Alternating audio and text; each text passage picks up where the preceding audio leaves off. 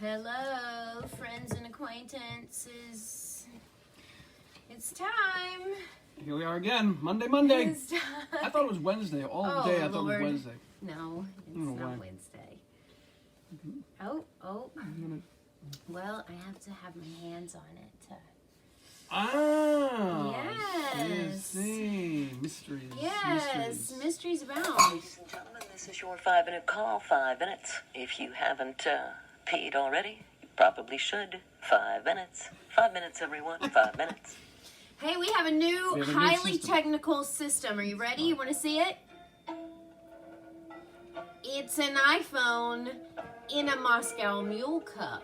So you might hear the calls a little clearer. Sometimes some folks have said it's hard to hear the calls. We are high tech here at Tiny Theater. I don't know if you all got the memo on that, but very high tech here. It's quite a difference. Yeah, before? After. Woo! Before? Woo! After. Yes. Hello again, Sarah Morrissey. Liz. Hey, Sarah. Hello, Kathy Hello, Gray. Kathy. Marsha, Michael. Yeah, everybody's coming on in here. I've used one of those, Patrick says. Yes. Yeah, they come in handy. Yes. Thanks, LaShawn. Thank you. Got to hear those stage manager calls, you know. That's right. So very That's important. right. Hi, friends. Hello, There's good our evening, friends good from evening. Germany. Hey, Yes. Maureen and Betsy, straight from Trenton, New Jersey. Everybody's Monday. getting in here. We got to sign The in. Closet Twins. The Closet Twins. Happy Yes. Monday. And Maggie. Hi, Hey, Maggie. Okay, Rachel's here. Oh, yeah. Brendan's Sorry. here. Thank you. Signed in, crossed off on the calendar. The floor is mopped. weekend. The lights are adjusted beautifully. Milo has done an excellent job. Yeah, A is here. Karen's here. I think it's Karen's birthday. Happy birthday, happy birthday, Karen. Karen. Francesca's here. Oh. I hope everyone's being kind and are part of your $10 kindness club, Francesca. We're paying a keen eye to what's going on with you, and I just love it. Cool. Right on. There's Stephanie Ginda from New York City's here. I don't have a costume tonight, Stephanie. The costume's in my mind. The costumes will have to be in your mind. Yeah, exactly. If I imagine it hard enough, maybe it comes across. Hey, let's make this call. Ladies and gentlemen, 2 minutes. 2 minutes is the call, folks. 2 minutes. If you haven't acquired a tasty beverage, please do so. 2 minutes, do folks. so. 2 minutes. Yes. Oh, look at Gary. Gary says hi from Applause Community Theater. all right. Gary, Gary. welcome. Welcome to Tiny Theater. John, Terry. She says, I send many greetings, not from Germany, because I'm in holiday. All right. Oh, you're Very still nice. with us even on holiday? That's amazing. Well, thanks for being That with is us even on fabulous. holiday. We got some fun plays tonight. Yes. Here's a warning, friends. Our next door neighbors, remember we toasted our neighbors last week? Well, our next door neighbors are shooting fireworks tonight. Yeah. So here's just a little warning. If you hear some loud activity, it's only fireworks. We're safe here in the closet. Yes. But don't get distracted. It's just fireworks. There's our friend Cindy Pierce. Aileen and Nick are here. Jane? Mom saying happy birthday to our cousin Karen. I love it. Yeah, so the fireworks, they started last night, which was interesting. Scared us for about 30 seconds. We thought the neighborhood was coming to a horrible end. And then we realized that they were Roman candles or whatever going off. Yeah. And then we thought it was just a one-time festive thing. But no, they started up tonight. So if you happen to hear noises, it's just fireworks. Oh, he says, happy to be here. Strings is awesome. We think All so too, Gary. We think so too. Kathy's here. Hi, my friend Kathy. Wow, what do we have time-wise here? Oh, we're very close. We're very close. We're about to call places.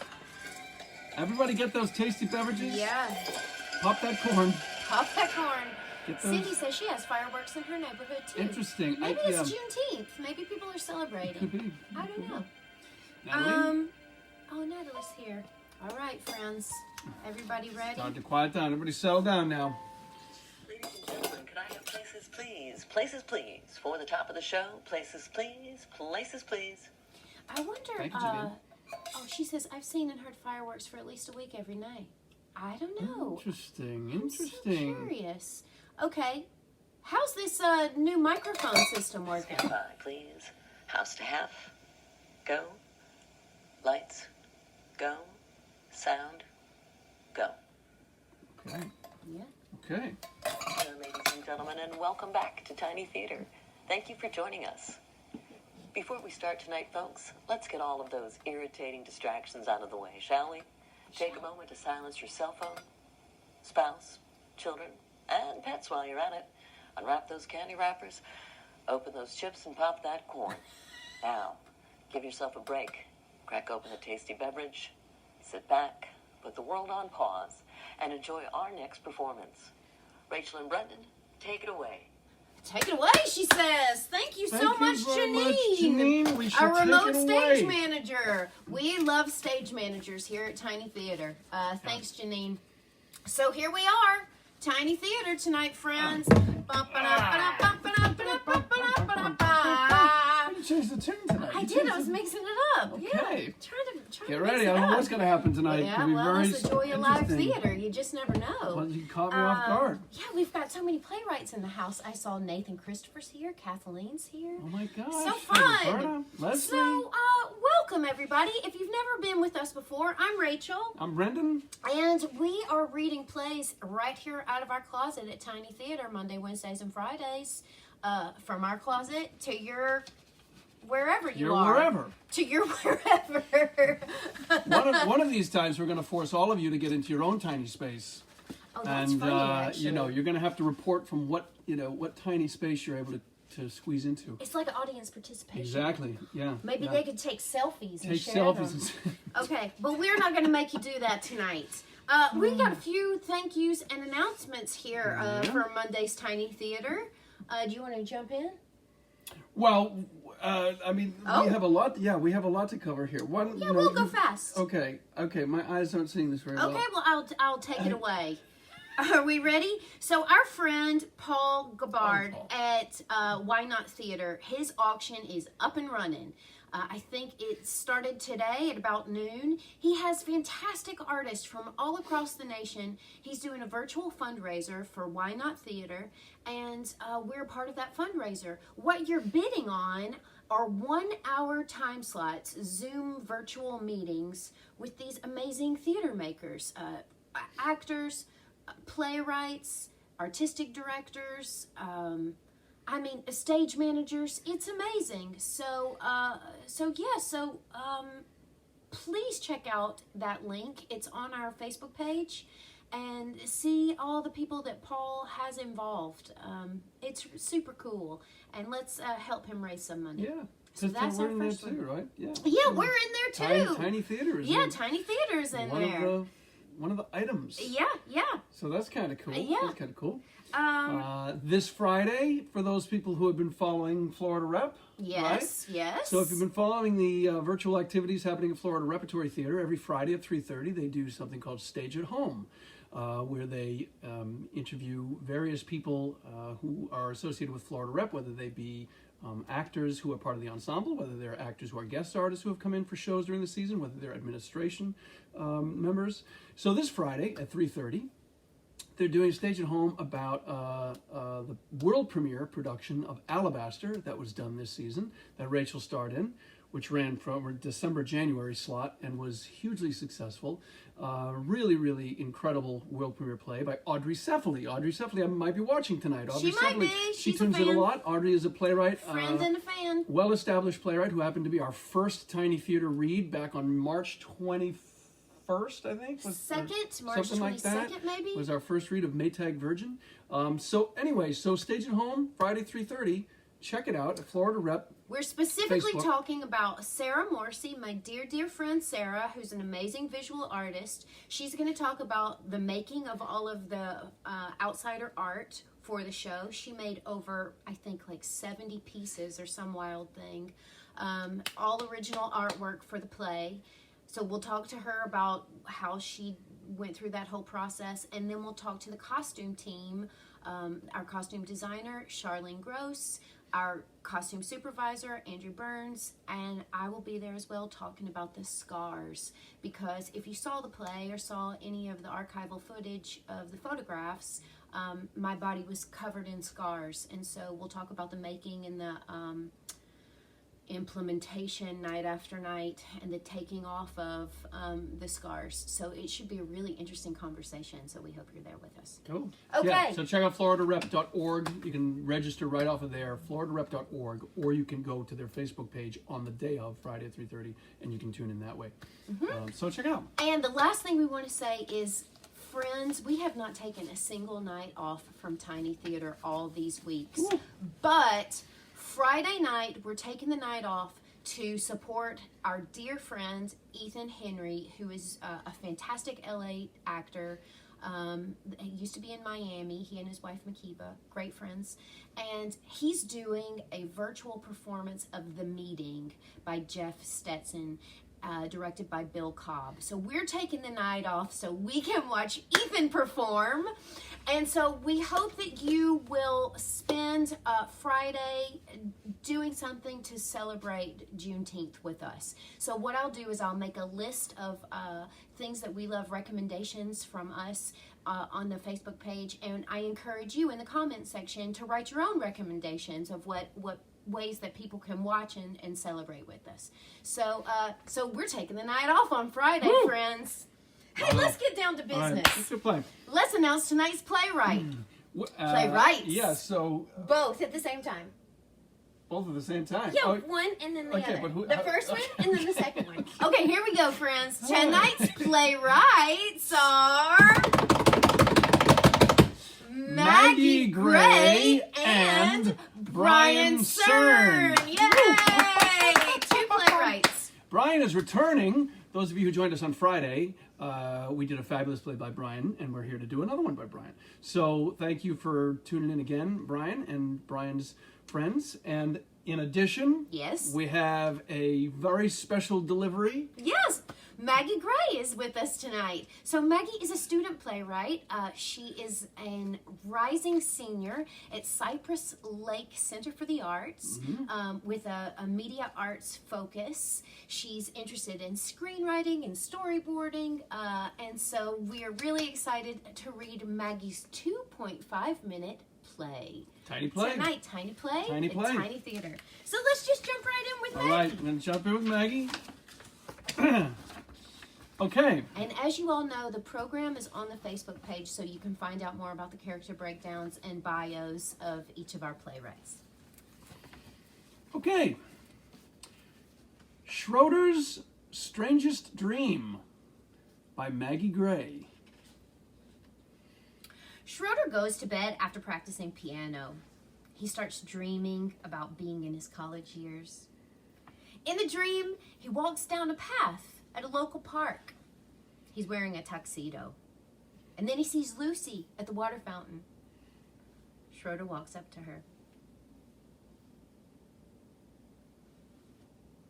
Psst. Hey. Hi there. Schroeder, what are you doing here? I thought you didn't like me. Didn't like you. Well, I didn't like you when we were kids a long time ago, but I like you now. Okay. No. You can let go now. Okay. They laugh and hold hands. Lucy, Yes, Schroeder.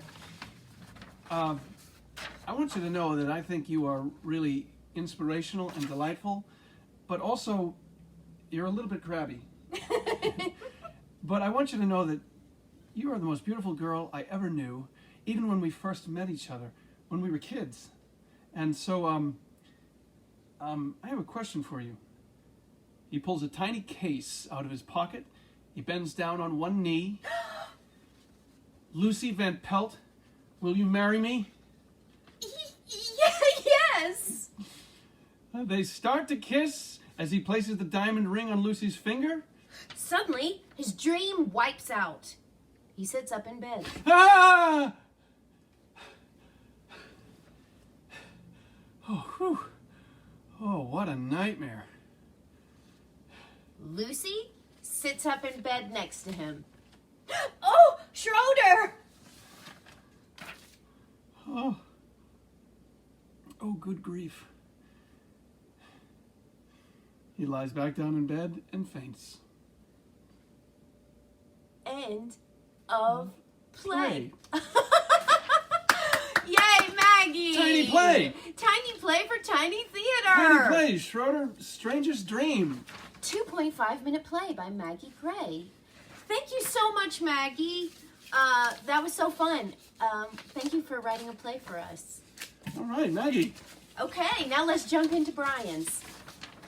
Okay. You ready? I'm ready. Okay, ready? Strings by Brian Cern. The characters. Lucretia. Lou. Somewhat bitter. Almost sad. And she has been through enough. Clothes serves as an armor. She must wear gloves. Adult female. Matt Meduska. Young academic, somewhat excitable, is aware of the fact that he can be naive. As armored as she is, he is soft. Adult male. The setting is a studio in a big city.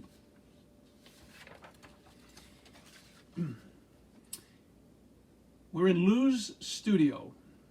She stands uncomfortably. She is armored, dressed in leather, wearing gloves. With her is Matt. He holds a small video camera. The room consists of a table and 2 chairs.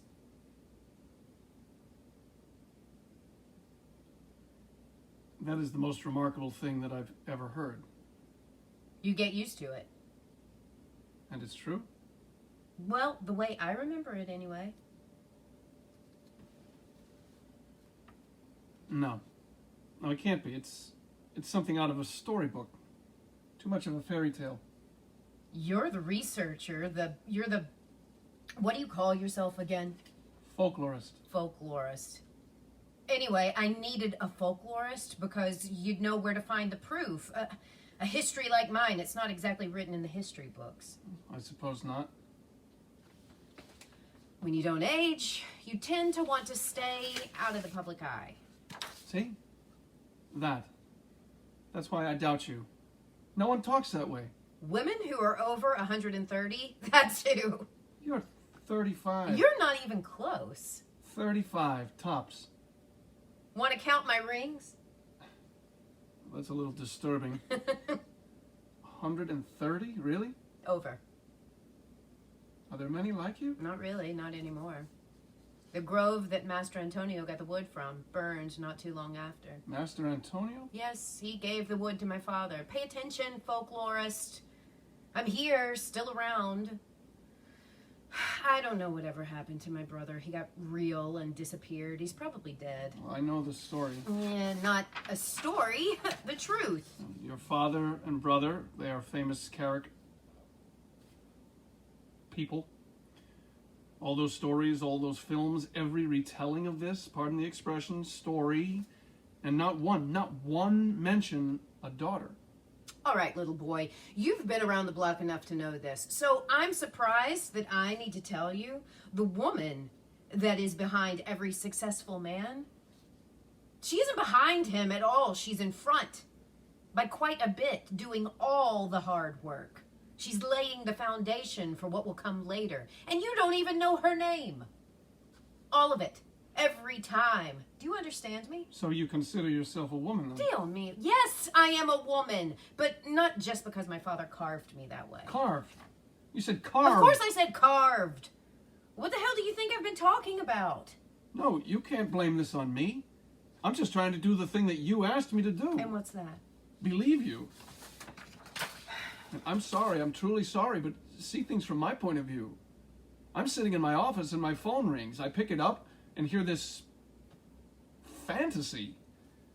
But I'm promised that if I just hear it out, if I just listen, your story will change everything. And here you are now, and you're telling me the most ridiculous malarkey that I have ever heard. You don't have the right to be short with me. If anything, I should be yelling at you for wasting my time. I'm a folklorist, all right? That means I study myths and legends, stories. But what you're talking about is... What? Impossible. Magic. What do you need? Probably the one thing you can't give me. What's that? The thing you brought me here to give me. Proof. Lou walks across the room. You want proof? Here. She lifts the hem of her blouse and shows her midriff. Carved. My God, you're... Solid pine, yes. But you're... She covers herself and turns away. About as detailed as a mannequin made with the same stuff, too. Funny story. I was a model for mannequins in the 50s. The irony is fantastic. But if you're... Wood. Wood from a tree, what happens to you come autumn? My hair gets a little redder, but that's about it. But if you're like your brother, wouldn't you have... Matt indicates marionette with his hands. What are you trying to say? Your brother, he had at first. So do you have... No. You don't? No, you can't see them. I'm sorry? They're not something I show. Please, I need to know. Please, let me show you something else. Slowly, Lou reaches behind her neck and under her collar. As she fights the humiliation and tears, she pulls out a group of threads. Long, one end is in her hands, the other remains in her jacket attached.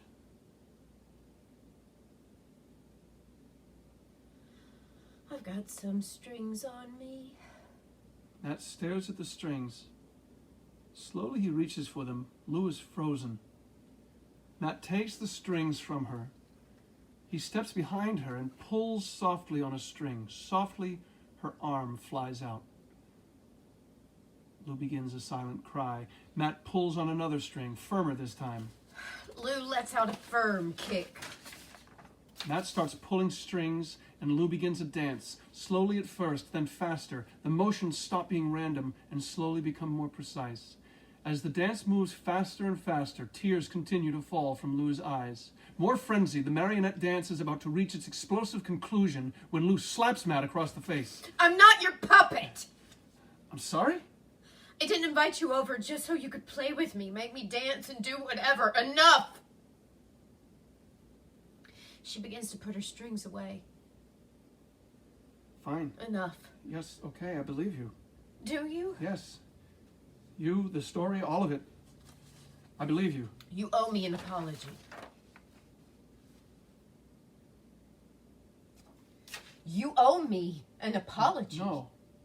How? You gave me proof. I asked for proof and you gave it to me. How can I apologize for that? You brought me here, right? Now I have the proof you need. Rough proof. Why doesn't your face look like your torso? Shouldn't your face and neck be wooden as well? Women wear makeup.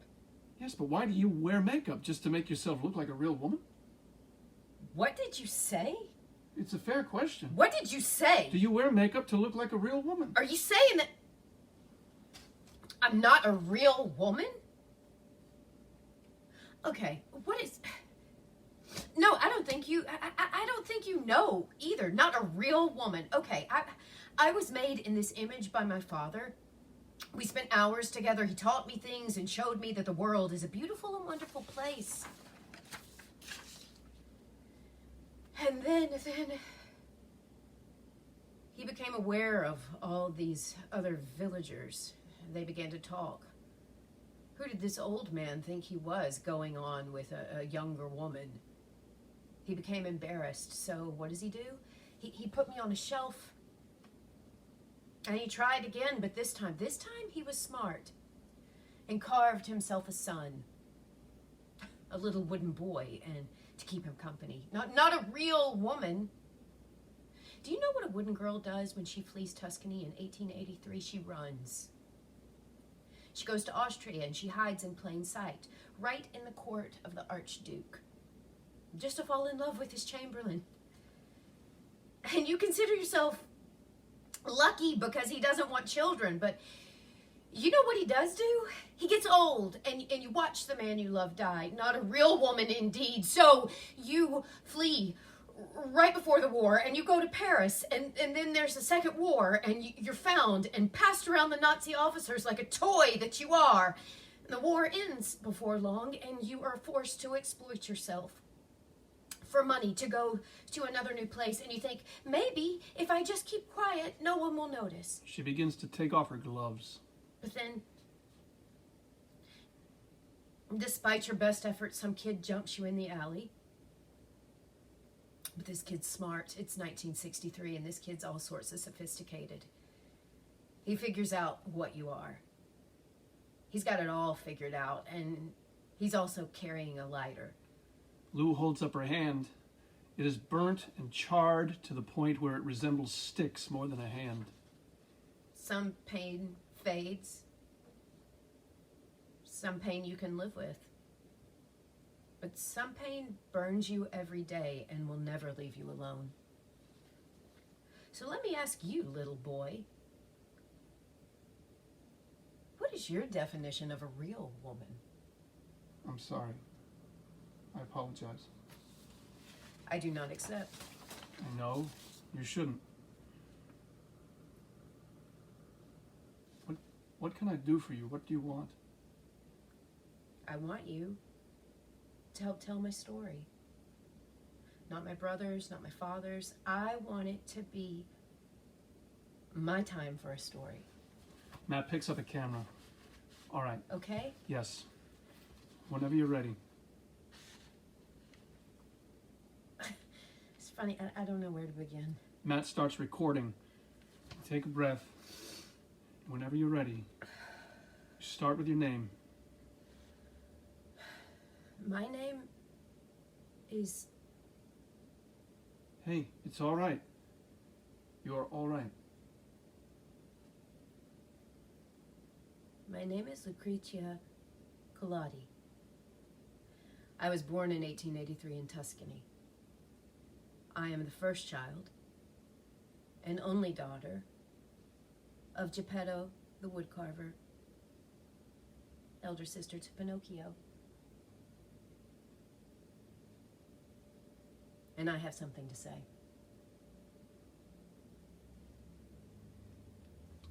End of play. End of play! Right on. End of play! Brian Thank you, Brian Cern. Cern! Woo! Brian Cern. Strings! So, in case you didn't pick up, tonight's plays were inspired by... ... Yes! So, Maggie Gray's play, of course, was inspired by something that she loves very much, the Peanuts. Mm-hmm. And Brian Cern's play was inspired by... ... Pinocchio. Pinocchio! Cool. Two cool plays. Thank you, Maggie, and thank you, Brian.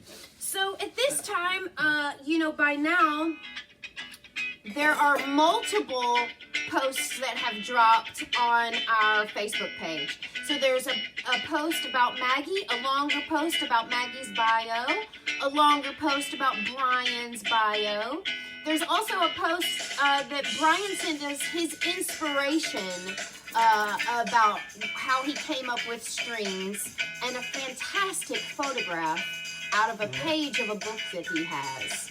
And his link to the New Play Exchange, so you can find out more about Brian's plays on the New Play Exchange.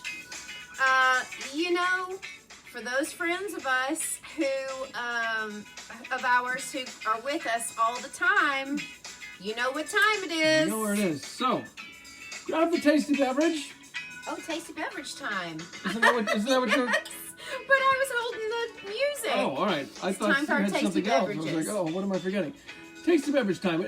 Everybody knows, or most of you know, that at the end of every Tiny Theater, we toast we always give a toast to folks who are out there on the front lines of the pandemic. We've been doing this now for almost 50 performances, and we've raised our glass to so many different groups of people, and we've really covered a wide range, which is wonderful.